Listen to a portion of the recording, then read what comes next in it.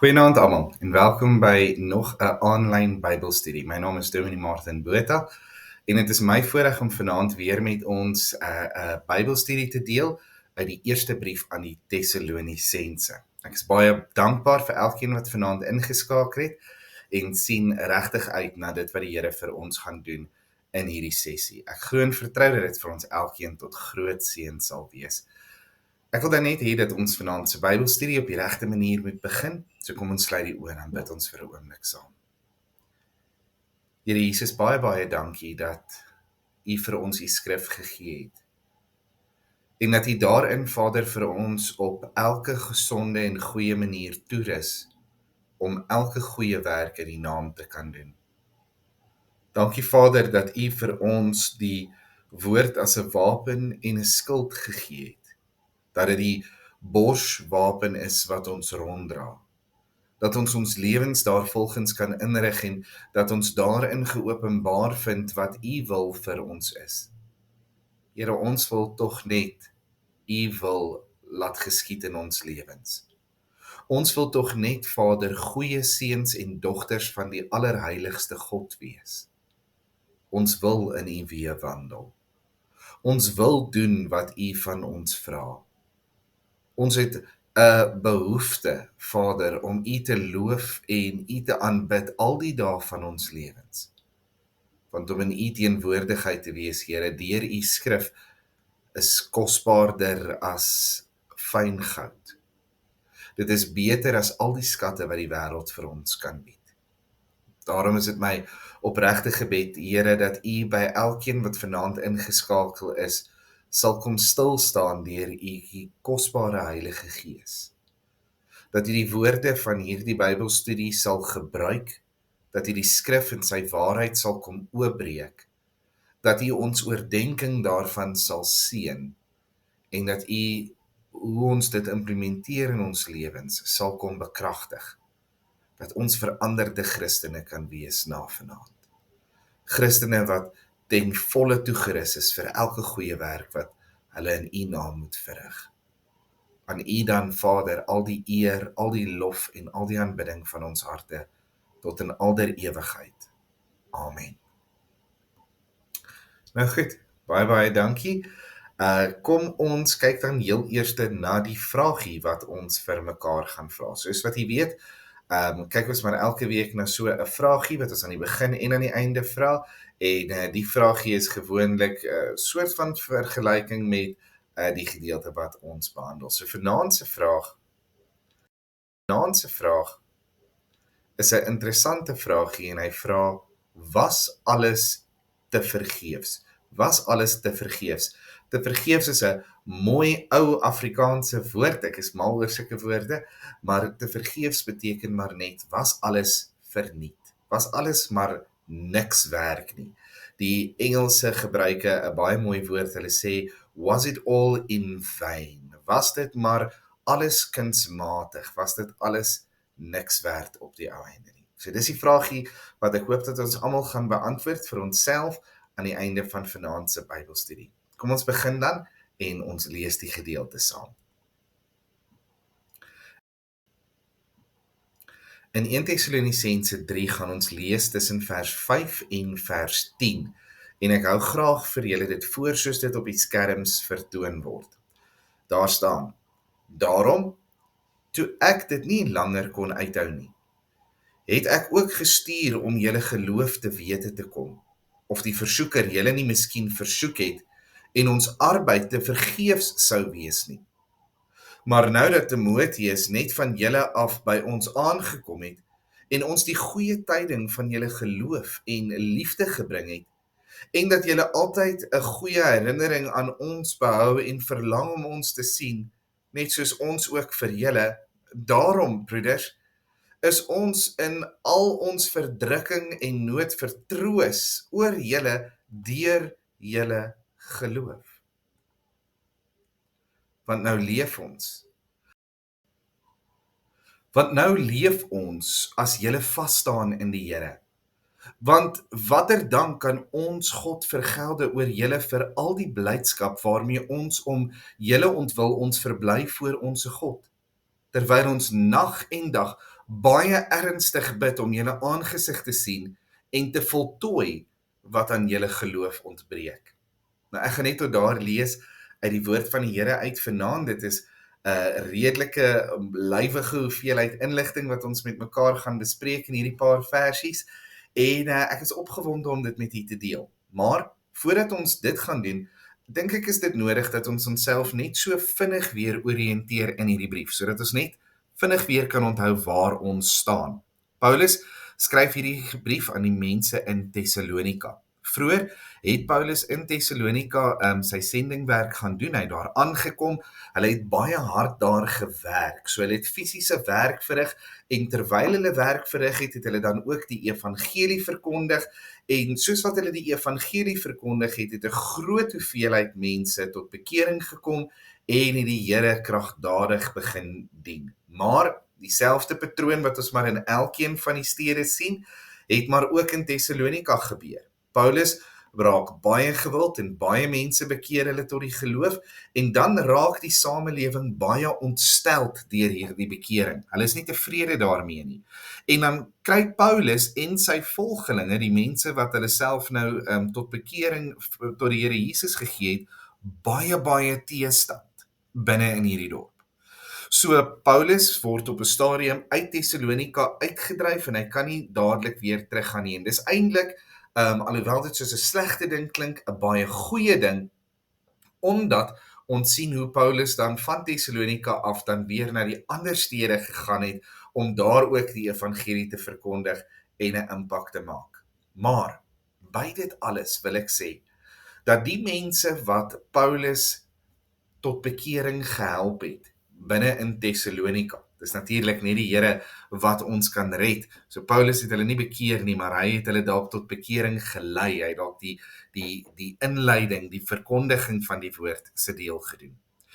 En die mense wat wel tot bekering gekom het 'n baie hegte en 'n baie noue verband en verhouding met Paulus gehad. Inteendeel, as 'n mens gaan lees na die taal wat Paulus gebruik in die eerste 2 hoofstukke van hierdie brief, dan kom 'n mens agter net hoe lief hy regtig vir hierdie mense was. Hy sê op 'n stadium vir hulle, julle was soos my pleegkinders. Julle was nie dalk vlees en bloed nie, maar ek het julle aangeneem asof julle my regtige kinders was.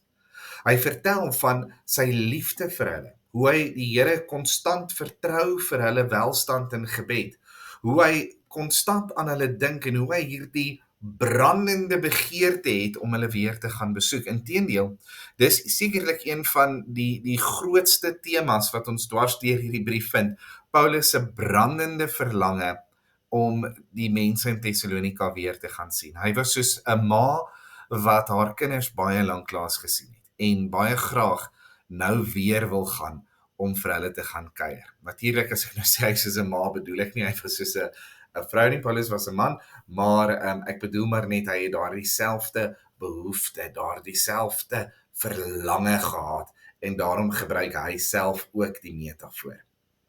Nou wanneer ons hom hier in 1 Tessalonisense 3 kry, het Paulus nou al 'n hele paar dingetjies vir hierdie gemeente gesê in die brief.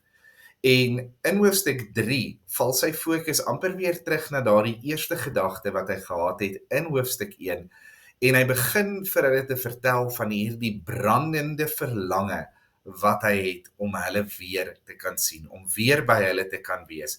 En ek wil graag hê dat ons vers vir vers vanaand deur hierdie gedeelte moet gaan, hierdie brandende verlange, en dat ons aan die einde daarvan ook die vraag sal kan beantwoord, was dit alles te vergeefs? So, sonder om te veel tyd te mors, kom ons spring na die volgende versie toe en ons kyk dan 'n bietjie dieper na vers 5. In vers 5 het ek hier die prentjie van hierdie aaklige slang wat daar by die appel sit en 'n groot woord versoeker.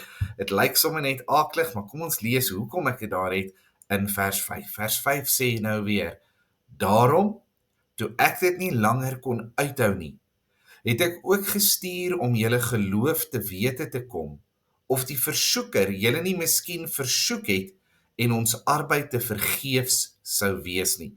So hier kry ons sommer in die eerste versie daar die woordjie te vergeefs waaroor ons later baie meer gaan dink, Maar kom ons kyk na wat gebeur in hierdie vers.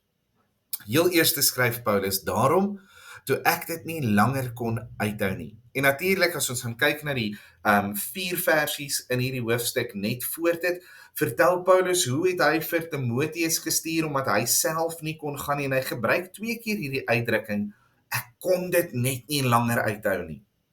En dis vir my 'n pragtige beeld van Paulus se liefde en sy behoefte om hierdie mense in Tessalonika te gaan bedien. Die naaste vergelyking wat ek daaraan kan kry is as 'n mens nou dink aan 'n hoërskoolverhouding. Kyk, daar is niks so dramaties, so ernstig en so diep soos 2 hoërskoolkinders wat op mekaar verlief raak nie.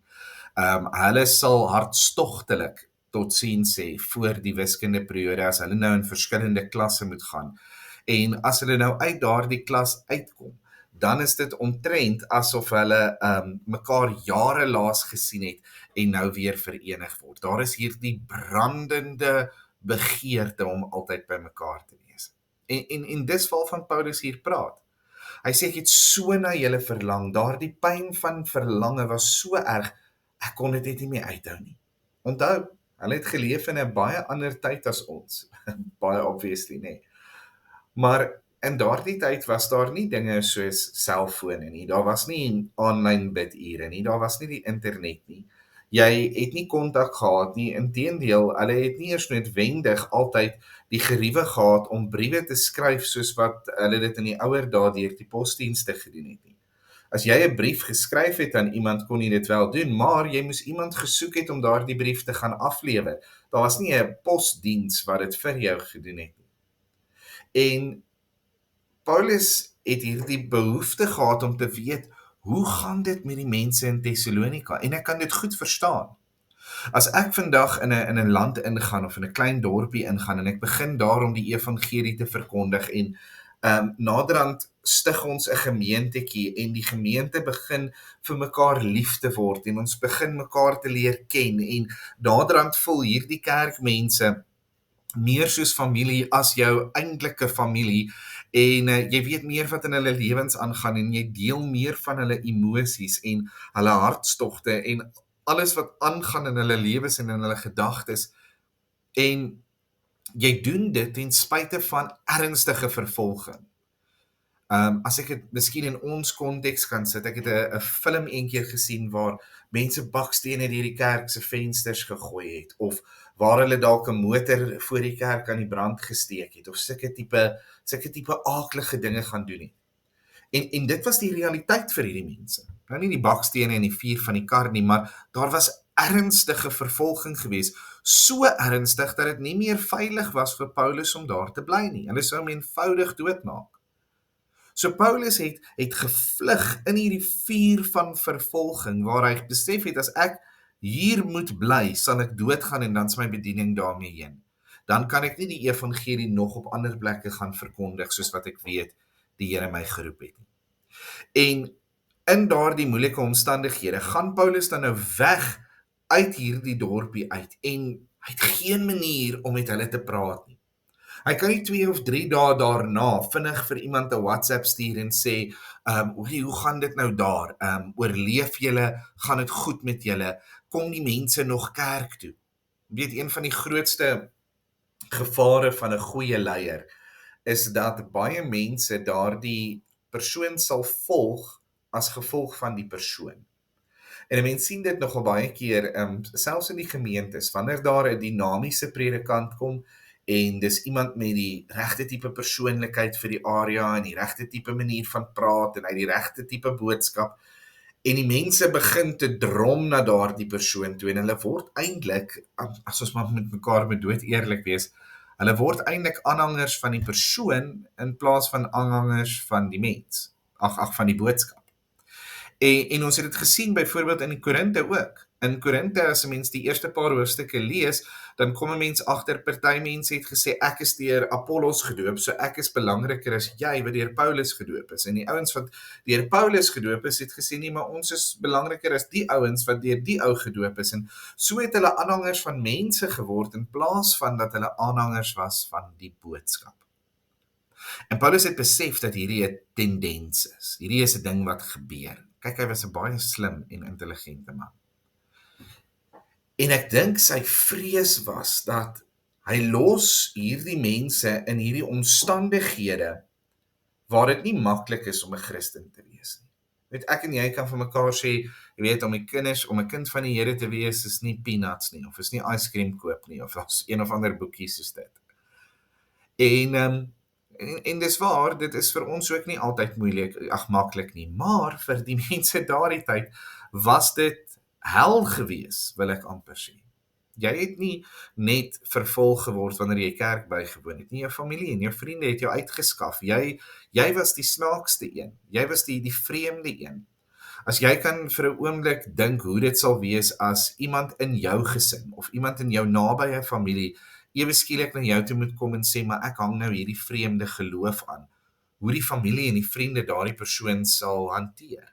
Maar hulle sal dalk baie oordeel oor daardie persoon uitspreek. Hulle sal dalk met daardie persoon beklei. Hulle sal dalk daardie persoon wegstoot en verstoot en konstant daardie persoon se geloof wil toets. En dis wat gebeur het met hierdie mense. Enigste verskil is hulle het die waarheid aangehang. Maar dit was 'n moeilike omstandighede en nou was daar nog boonop hierdie persoon waaraan hulle vas kon hou, hierdie Jesus figuur wat hulle met die vleeslike oog kon sien in die mens, was nou weg. En Paulus was bang dat dieselfde ding sou gebeur wat in Korinthe gebeur het. Dieselfde tipe tendens hier sou volg. Hy was bang dat mense die oomblik wanneer hy nie meer daar is nie, sou ophou om die dienste by te woon. Sou ophou om die Here Jesus hardop te bely in die dorp en voor mense. Dat in plaas van dat hierdie gemeente groei en dat die mense binne in hierdie gemeente geestelik groei, dat hulle sou stagneer en verminder en verklein. En ek dink dis baie relevante vrees wat Paulus gehad het. Dis iets wat ons in vandag se kerk ook sien. En as die predikant op vakansie gaan, dan gaan die helfte van die gemeente ook op vakansie. En ons moet waak daarteen. Dit gaan oor die boodskap, nie die mens nie. So Paulus was wys om bekommerd te wees. Maar hoor wat sê hy toe? Hierdie bekommernis was vir hom so erg, dit was so 'n vraagstuk in sy lewe en hy het so by die Here gepleit vir 'n antwoord, dat hy dit op 'n stadium, sê hy self, net nie meer kon hou nie. En dan stuur hy vir jong Timoteus soontoe om te gaan kyk wat gaan aan in Thessalonika.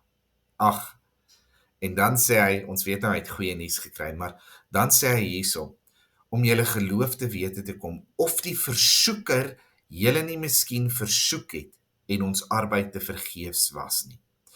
Nou, daar's twee woordjies wat vir my baie sterk uitstaan in daardie laaste frase van die vers. Die woord versoeker is die eerste enetjie en in die tweede een gaan dan wees daardie woordjie te vergeefs. Nou, die versoeker verwys natuurlik na die ou slang, die bose ou duiwel. En dit verwys nie na die duiwel homself nie, dit kan verwys na enige een van die bose magte in die lig waarvan Paulus praat in Efesiërs. Enige van die invloede van die bose wat ons aanval in hierdie lewe. En hy sê, ek is bang gewees dat die duiwel nie sou kom en julle sou versoek het om afvallig te raak. Nou wil ek baie mooi aan ons verduidelik, nie versoek het om nie meer gered te wees nie. As 'n mens een keer 'n kind van die Here is jy vir altyd 'n kind van die Here. Hulle sou vir altyd gered gewees het, maar dat hy hulle sou versoek het om in steede van op te beweeg in hulle geestelike lewe, om te groei as Christene, om te groei as gemeente, om te verdiep in die woord, dat hulle eerder sou terugstaan en stil bly en sag word en krimp en verminder. Dit was die versoeking. En ek kan dit verstaan, ek dink dit was 'n groot versoeking, as ek weer as wagte wat hier buite in my dorp rondloop, en vra vir mense wie's die Christene, sodat hulle kan vang en in 'n tronk kan gooi, dink ek dis 'n groot versoeking om, as hulle aan my deur aanklop, te sê, nee, dalk die buurman, maar nie ek nie. Paulus was bekommerd hieroor. Nou hierdie term wat hy gebruik, versoeker, is nie die eerste keer wat Paulus na die duiwel verwys, in hierdie brief aan die Thessalonisense nie. So ons sien ook byvoorbeeld in die vorige So sien ons dan ook byvoorbeeld in 1 Tessalonisense 2 vers 18, dat Paulus skryf, daarom wou ons na julle toe kom, ek Paulus, meer as eenmal, maar die Satan het ons verhinder.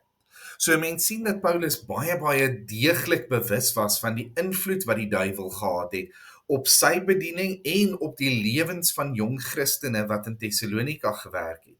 Nie net het hy verwag en was hy amper voorberei daarop gewees dat die duiwel sou kom en hulle sou versoek en hulle afvallig sou maak nie, maar hy self het ervaar hoe die duiwel hom verhinder dat hy nie daar kan uitkom nie, hoe die duiwel omstandighede gebruik en gebeure in sy lewe moes in plek stel, sodat hy dit net nie kon maak om daar uit te kom nie, sodat hy ten spyte van hierdie groot begeerte wat hy gehad het, dat hy eintlik maar vir iemand anders moes stuur en sê, gaan jy, want ek kan nie nou gaan nie, dit word nie nou aan my gegee nie. So die Satan, die ou vyand het hulle verhinder, so hy is 'n versoeker, hy is 'n Satan, en 'n mens sien dit op 'n hele paar plekke in die skrif. Die volgende versie waarna ons gaan kyk is nog 'n voorbeeld van hierdie tipe taalgebruik wanneer Paulus oor die duiwel praat. Ons lees in Matteus 4 Ons lees in Matteus 4 vers 3, en die versoeker het na hom gekom en gesê, as u die seun van God is, sê dat hierdie klippe brode word. Natuurlik verwys hierdie na die verhaal waar die Here Jesus in die woestyn versoek was en waar die duiwel na die Here Jesus toe gekom het om hom te versoek. En daar gebruik Matteus ook die woord versoeker om vir ons die duiwel uit te beeld.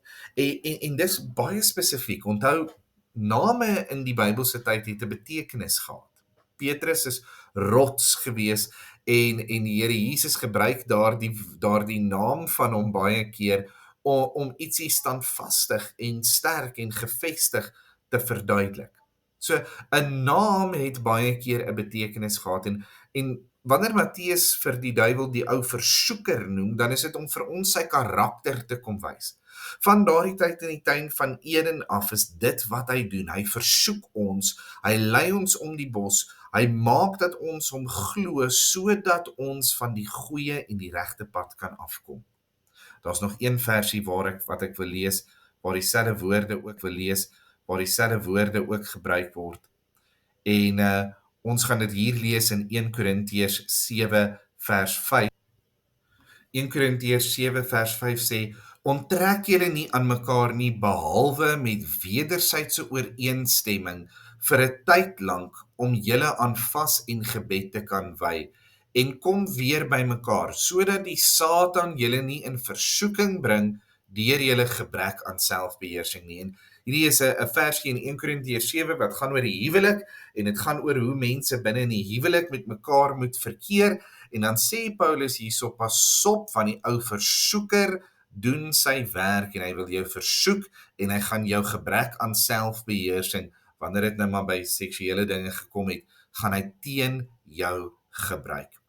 So wanneer ek hierdie dinge lees van die duiwel en ek oorweeg hoe Paulus hierdie dinge beskryf het binne in hierdie inleidingsvers in vers 5 van hierdie hoofstuk, dan besef ek 'n paar dinge van Paulus se manier waarop hy gedink het en hoe hy die duiwel verstaan het. Ek het dit vir ons hier so half uiteengesit en hier kan ons sien sy oorwinningsstrategie en mens sien dit baie duidelik na vore kom wanneer hy hier besig is om aan hierdie gemeente te skryf. Die eerste deel van sy oorwinningsstrategie sê, hy is nie onkundig nie.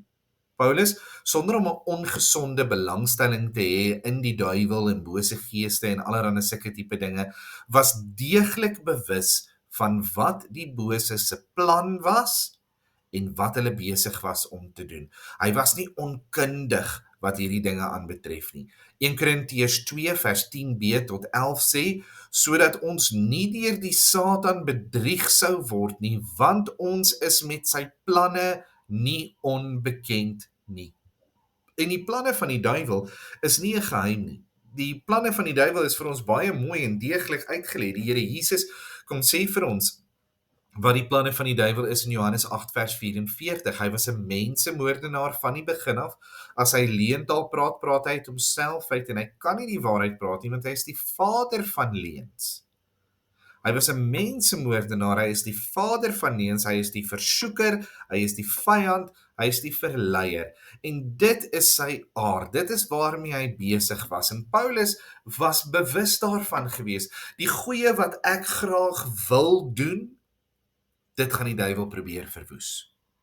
Die lewens wat ek probeer om te red vir die Here Jesus Christus, daardie lewens gaan die duiwel probeer vernietig. Die getrouheid waarvoor ek gehoop en gebid en gewerk het, dis daardie getrouheid wat die duiwel gaan aanval. En is eintlik vreesaanjaend. Dis eintlik, as ek nou die Engelse term kan gebruik, scary. Want dit beteken dat ek amper gereed moet wees. Dat alles wat goed is, alles wat ek doen, wat mooi is en reg is en heilig is en binne in die wil van die Here is, dat daar teenkanting van die bose gaan wees, want ons is in 'n worstelstryd, nie teen vlees en bloed nie, maar teen die kragte, teen die magte, teen die owerhede in die lig. So baie keer het ek al gehoor van mense wat sê, jy weet, ek wil nie meer goeie dinge doen nie, want al wat ek kry is stank vir dank. Ek doen goed vir ander mense en dan ontplof dit in my gesig en ek probeer vir die Here te lewe en dan skiet dit terug in my gesig en dan sit ek met eier op die voorkop en ek probeer om heilig te lewe, maar dan gebeur daar net slegte dinge in my lewe en elke keer wanneer ek basies 'n tree in die lug toe vat, dan is dit asof die duisternis my net soveel harder slaan. En dis die waarheid.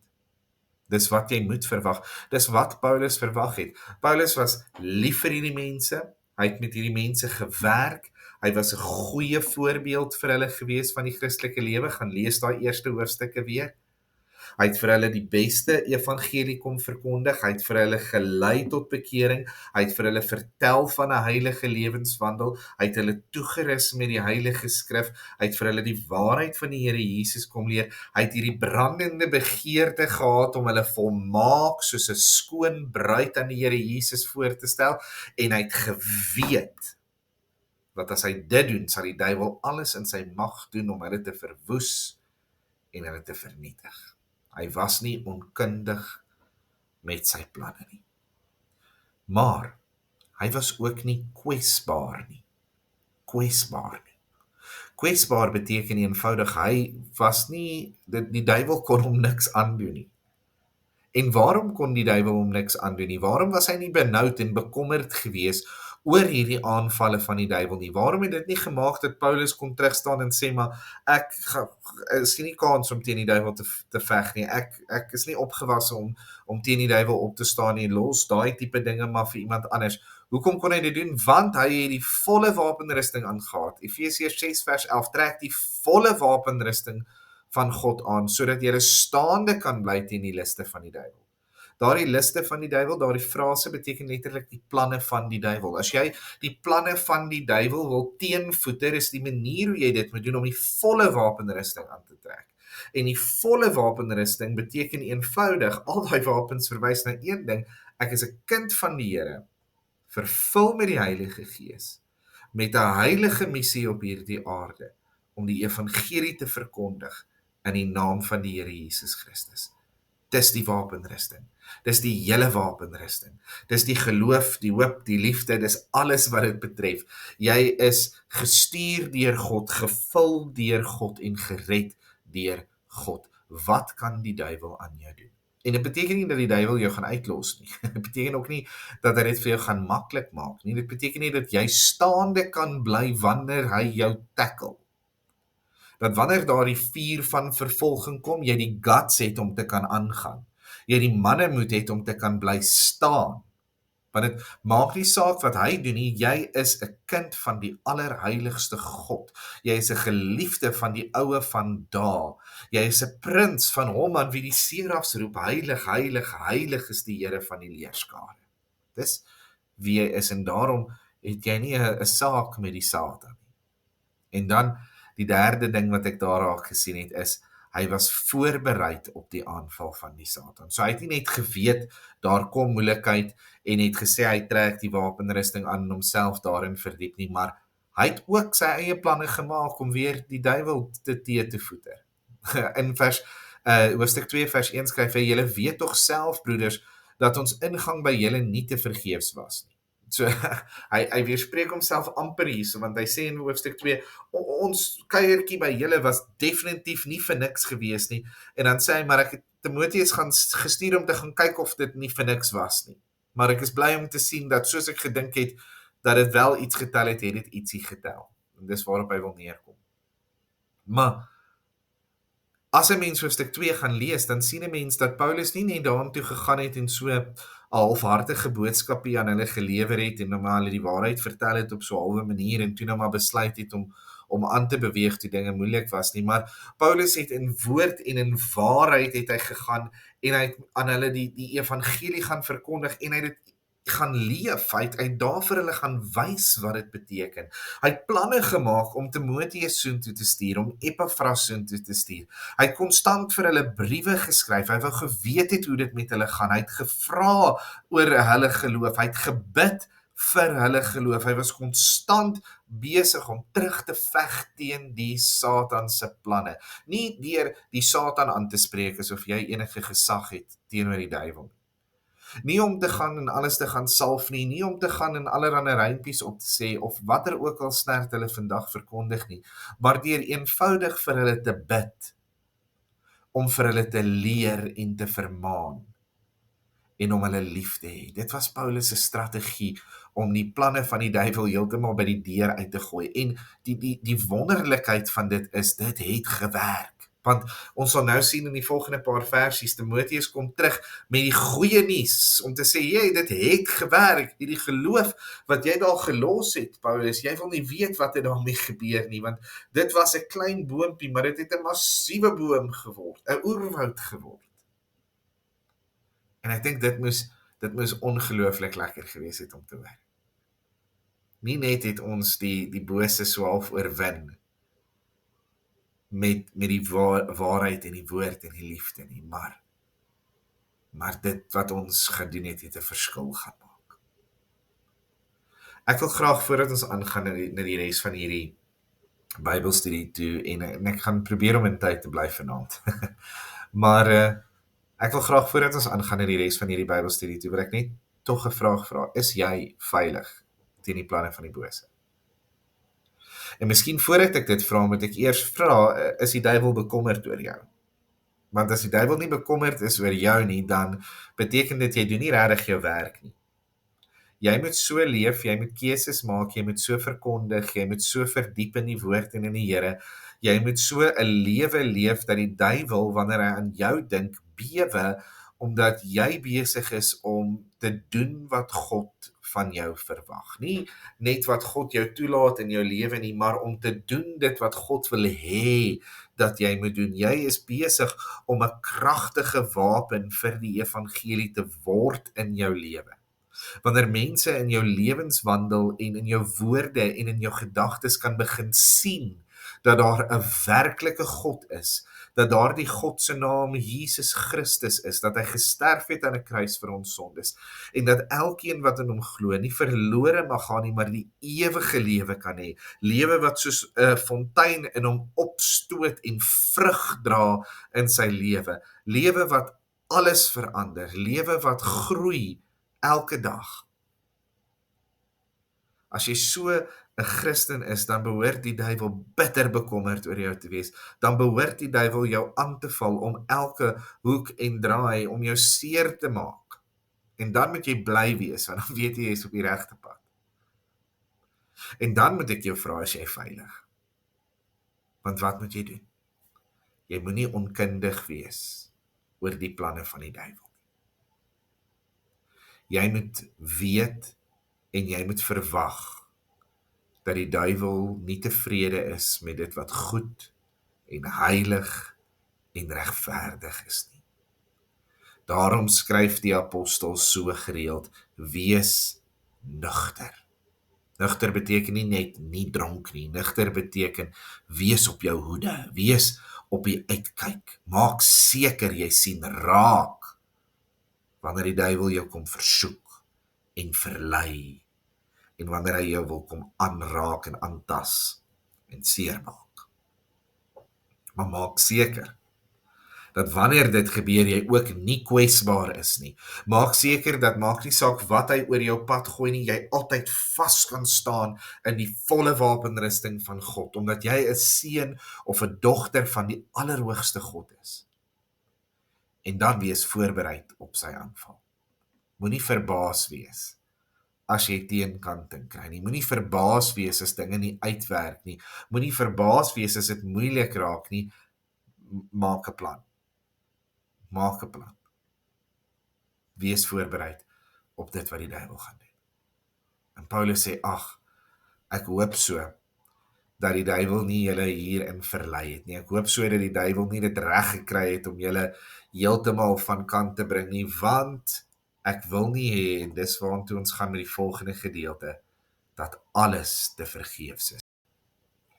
So in hierdie volgende gedeelte het ek net hier so 'n hekkie daar, maar dan wil ek hê ons moet mooi oplet, daar is geen heining rondom hierdie hekkie nie. So as jy hierdie hekkie nou sou sluit met slot en grendel, gaan jy nou niemand regtig belemmer om net so om die hekkie te kan loop en dan in elk geval met die paadjie te kan aangaan nie. En die hekkie is die woordjie te vergeefs. Dis groot moeite wat niks beteken nie. En Paulus se boodskap hier is, ek hoop net dat dit wat ek daar gaan doen het nie te vergeefs was nie. Nou, wanneer ek dit sê, moet ek dit so 'n bietjie verduidelik. Dis belangrik vir ons om te verstaan dat wanneer iemand sy lewe vir die Here gee, wanneer ons werklik gered word deur die Here Jesus en die Heilige Gees in ons kom woon, ontvang ons die ewige lewe. En hierdie ewige lewe kan nooit weer van ons weggevat word nie. Nou daar's baie versies wat dit vir ons leer in die Bybel, maar as ek net dink aan wat die woord ewige lewe beteken. Ek meen, as ek ewige lewe het, maar môre vloek ek en dan word my ewige lewe weer weggevat, dan was dit nie regtig ewige lewe om mee te begin nie, want dit het nie vir ewig aangehou nie. So net in die term, net in die naam wat gebruik word, weet ons al klaar dat wanneer iemand die ewige lewe ontvang, dan ontvang hulle daardie lewe wat nooit kan ophou nie, daardie lewe wat vir altyd voortduur. Die Here Jesus sê, ek ken my skape en ek hou hulle in my hand vas. My Vader is groter as hulle almal en hy hou hulle in sy hand vas en niemand sal hulle uit sy hand uitruk nie, nie eers hulle eie sonde nie. As die Here Jesus aangeneem word, dan sterf hy vir ons sondes, hede, verlede en toekoms. Dit wat ons gedoen het, dit wat ons nou doen en dit wat ons gaan doen. Dis nie 'n verskoning om te sondig in die toekoms nie. Jy dra nog steeds die gevolge van sonde. Met ander woorde, sonde vernietig jou lewe, maar jy bly altyd 'n kind van die Here. So as dit die waarheid is, wat bedoel Paulus as hy hier skryf? Te vergeefs. Ek wil nie hê dat dit te vergeefs moet wees nie. Wel, hy bedoel eenvoudig dit. 'n Kind van die Here se lewe is nie bedoel om te bly by redding nie. Ek dink een van die armste Christene wat ooit geleef het, was miskien die man wat aan die kruis langs Jesus gehang het. Wat gesê het, meester, as dit u wil is, dink aan my as u vandag in die paradys kom, en die Here Jesus het vir hom gesê, sekerlik sal jy vandag saam met my in die paradys wees. En dis wonderlik, en daardie man is gered deur die genade van die Here Jesus Christus. Hy het die Here Jesus Christus daar aangeneem in sy laaste oomblikke aan die kruis, en hy is saam met die Here in die paradys gewees. Dis wonderlik, maar daardie Christen het nooit die geleentheid gehad om te weet wat dit beteken om te bou aan die koninkryk van die Here nie. Daardie Christen het nooit die geleentheid gehad van heiligmaking nie. Hulle was nooit die geleentheid gegee om deur die lewe te leef en konstant gewas te word deur die woord en gevorm te word deur die woord, sodat ons op 'n punt kan kom waar ons kan sê, ek word minder en minder van myself en ek word meer en meer soos die Here Jesus Christus. Daardie persoon het nooit die geleentheid gehad om sy godsdiens met enigiemand anders te deel nie. Hy het nooit die geleentheid gehad om 'n getuienis te deel nie. Hy het nooit geweet wat dit beteken om lief te wees vir ander kinders van die Here en om te gee oor die dinge wat in hulle lewens aangaan nie. Hy het nooit die geleentheid gehad om deel te wees op 'n manier wat hy kon voel en ervaar in hierdie lewe van die kerk van die Here Jesus Christus nie. En dis sad, dis baie hartseer, en die taal wat Paulus hier gebruik, sê hy, maar as dit is wat gebeur het in Thessalonika, as julle nooit verder gekom het as julle redding nie, as julle nooit dieper gegaan het as dit nie, as julle maar net weer teruggegaan het na julle ou lewens toe en maar so stil gebly het, dan is dit net so goed ek het dit nie gaan doen nie. Dan is dit amper net so goed ek het nooit daar opgedaag en dit nooit gedoen nie, nooit verkondig nie, nooit geleer nie. Jy sien, Paulus was ook bewus van die oordeel van die kinders van die Here, die beoordeling. Jy sien, die Bybel leer vir ons dat elke kind van die Here ook verantwoording sal doen vir die lewe wat hy hier op aarde geleef het. En dat ons ook voor God gaan staan en dat die werke wat ons op aarde gedoen het, getoets sal word. En as ons niks seggend was, as alles wat die Here vir ons gegee het in ons lewens eintlik maar niks beteken het nie en geen verandering gemaak het nie en niemand se lewe rondom my beïnvloed het nie, dan sê die Here, sal jy gered word, maar soos deur vuur heen. Asof jy soos 'n stuk hout wat in die vuur is, uitgeruk sal word. En ek dink die eenvoudige waarheid daarvan is dat jy op daardie stadium, en hierdie is maar my opinie, so bewus gaan wees van wat die Here Jesus vir jou gedoen het. En dan op dieselfde oomblik gaan moet face dat jy niks vir hom gedoen het. En ek dink die skaamte vir dit is onmenslik. Paulus sê, ek hoop dat die duiwel dit nie reg gekry het om julle te verlei dat alles maar te vergeefs was nie. Ek hoop dat die duiwel dit nie reg gekry het nie. En gelukkig het Timoteus vir hom kom sê, maar dit is nie so nie. Dit is nie te vergeefs nie. Daar is baie goeie getuienisse en ek gaan dit net vinnig deurgaan in die volgende paar skyfies. Hy sê vir hom in vers 6 die volgende: Maar nou dat Timoteus net van julle af by ons aangekom het en ons die goeie tyding van julle geloof en liefde gebring het, en dat julle altyd 'n goeie herinnering aan ons behou en verlang om ons te sien, net soos ons ook vir julle. En Paulus sê, ek is baie bly want Timoteus het nou net hier aangekom. Hy gebruik letterlik daai taal wat sê, hy was nou net hier en hy het ons nou net kom vertel die goeie boodskap. Nee, die goeie boodskap. En hy sê, wat is hierdie goeie boodskap? Hy sê, hy het my vertel van julle geloof. Hy het my vertel dat julle nog steeds vashou aan die waarheid van die evangelie. Hy het my vertel dat julle nog steeds vertrou op die Here Jesus. Jy sien, dis wat geloof prakties is. 'n Geloof beteken eenvoudig, ek vertrou die Here vir alles wat geestelik en alles wat fisies is. Alles wat ek het is in die hand van die Here. Dis wat geloof is. En selfs meer as die geloof het julle my ook kom vertel van julle liefde. Liefde is 'n kenmerk van 'n kind van die Here, want die Here, Johannes 5 vers 8, God is liefde.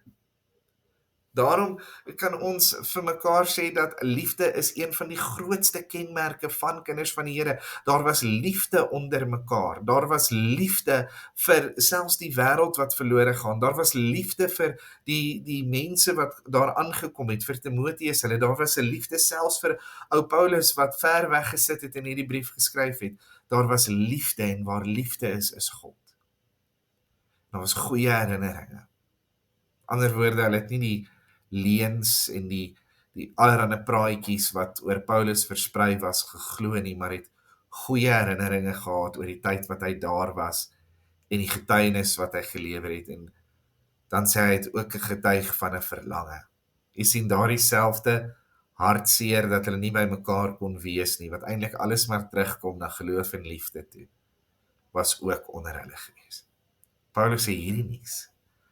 was vir hom so ongelooflik, dat hy die volgende skryf. In die volgende vers staan daar: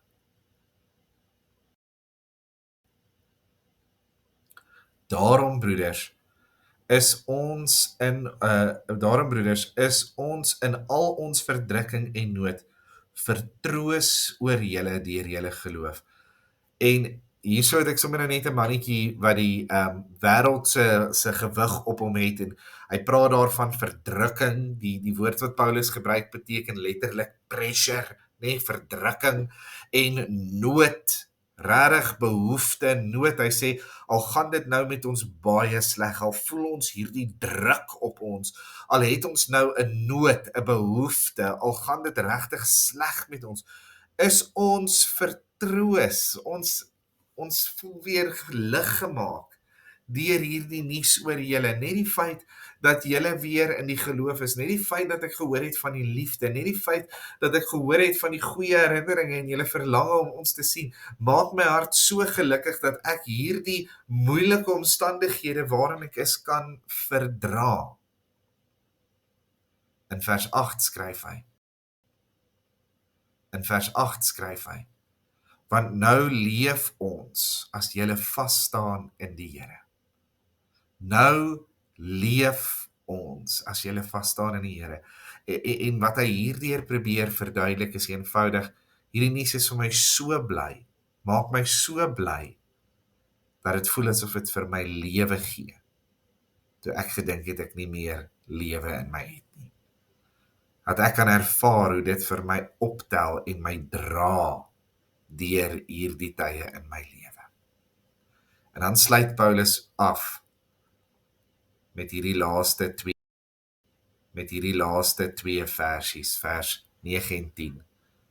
Want watter dank kan ons God vergelde oor julle vir al die blydskap waarmee ons om julle ontwil ons verbly voor onsse God, terwyl ons nag en dag baie ernstig bid, om julle aangesig te sien en te voltooi wat aan julle geloof ontbreek. En hy gebruik twee woordjies hier. Hy sê hy weet nie eers hoe om vir God dankie te sê nie, want selfs in hulle moeilike omstandighede is daar blydskap oor dit wat gebeur het. Blydskap waarmee hulle self kan verbly. En hulle bid sonder ophou om mekaar dan weer te kan sien. Ek wil vanaand se Bybelstudie afsluit met ons vraagie. Ek wil vra, in jou lewe, was alles te vergeefs? Leef jy 'n lewe wat die Satan op sy tone hou? Leef jy 'n lewe waar jy die aanvalle van die duiwel moet omseil, omdat hy baie bekommerd is oor dit wat jy vir die Here doen? Of is jy 'n hekkie sonder 'n heining? Is jy dalk besig om 'n geestelike lewe te leef wat niemand kan raak sien nie, wat geen verskil kan maak nie? Want dan wil ek jy net vanaand kom uitdaag. Dan is jy vanaand hier net om te kan hoor dat die tyd nog nie verby is nie. En selfs al is jy 'n ywerige Christen en dien jy die Here met jou hele hart en siel, is hierdie boodskap ook vir jou, want die tyd is vir jou ook nog nie verby nie. Daar is nog tyd om selfs nog meer te doen en nog meer te beteken. Mag die bose magte jou naam ken. Mag hulle weet wie jy is, bouer van die koninkryk van God. Mag jy lewens verander met jou Jesus hart. Mag jy die wêreld verander met jou Jesus hart. Mag jy ook, al is jy nie daar nie, al gaan jy eendag weg, terugkyk en sien hoe mense se lewens onherroepelik veranderd is, omdat jy daar was. Mag die Here jou genade gee, sodat alles nie te vergeefs hoef te wees vir jou nie. Ek hoop dat nie een van ons soos die man op die kruis sal wees nie, maar dat ons hierdie bietjie asem wat die Here nog vir ons leen, hierdie bietjie dae onder sy son en in sy reën, dat ons dit sal gebruik om die Here te verheerlik bo alles wat is en was en wat kom, want hy is dit werd. Ek hoop hierdie boodskap maak jou opgewonde, want dit maak my opgewonde. Dit maak my opgewonde om te weet, ek kan nog 'n bietjie doen. Daar's nog 'n bietjie om by mekaar te maak vir eendag voor hom. Nie sodat ek myself kan ophef en sê ek was so grand of so goed of so heilig nie, maar sodat ek iets het om neer te sit en te sê, Here, dankie. Dankie vir alles wat U vir my gedoen het. Mag die Here ons genade gee. Kom ons sluit die oë en ons bid saam. Vader, ek voel soos Paulus om te sê, hoe sê mens dankie? Hoe sê mens dankie vir 'n God wat ons siele uit genade uitgered het? Hoe sê mens dankie vir die Here wat ons beskerm en bewaar en die bose van ons afhou? Vader, leer ons om lewens te leef wat nie te vergeefs is nie, maar lewens te leef wat 'n impak het op die koninkryk van God, deur die kragtige werking van die Heilige Gees, deur die genade. Amen. Baie dankie vir elkeen wat vanaand ingeskakel het.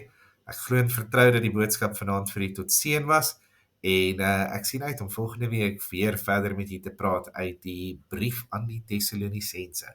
'n Heerlike aand vir elkeen. Totsiens.